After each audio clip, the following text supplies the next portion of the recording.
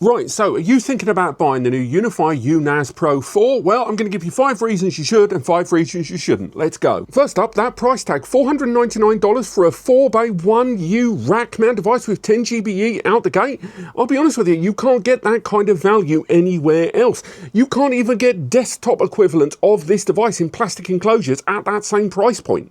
Number 2, this device has 2 10 GBE network ports that are on the rear. Even one of those could barely be saturated by 4 traditional hard drives, even with SSD caching. So having a second port on there means that you've now got a 10 gig failover for your network attached storage and a 1 gig port there for out of bounds if needed. Number 3, this device has no limitations in terms of the hard drive you choose to use. You can use Seagate, WD, Toshiba, whatever. You can use their own branded drives or not. Unlike Synology at the moment, who is restricting the use of third-party hard drives on their Rackstation series 2025 and later. Number 4, the software is super easy to use, but crucially, you don't need to have Ubiquiti hardware or even a Ubiquiti account in order to take advantage of it. You can just go ahead and use that software on its own offline if you choose to. The option's just there. And number 5, with energy costs costing what they are these days, the CPU and memory inside this is incredibly power efficient with a quad-core ARM CPU and 8 gig of LPDDR memory inside there. Yes, it's not ECC and it's not an x86 processor, but for this price point and power efficiency, that is gold. However, the first reason you might want to avoid this, the M.2 NVMe slots inside here cannot be used for storage pools. You can only use them for caching. On top of that, you do have to buy the cases that the SSDs arrive in separately.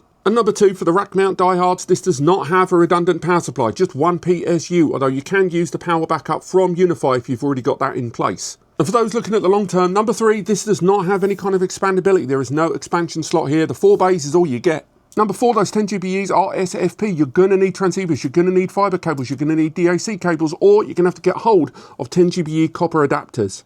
And number 5, there's no app center, no Docker, no containerized stuff. So if you're going to look at Plex, if you're going to be looking at smart home, if you're going to be looking at third-party apps, this may not be the one for you, or at the very least, you're going to have to look at off-siting that onto a different device next to this. The UNAS Pro 4 is available now and linked in the description. Thank you so much for watching. See you next time.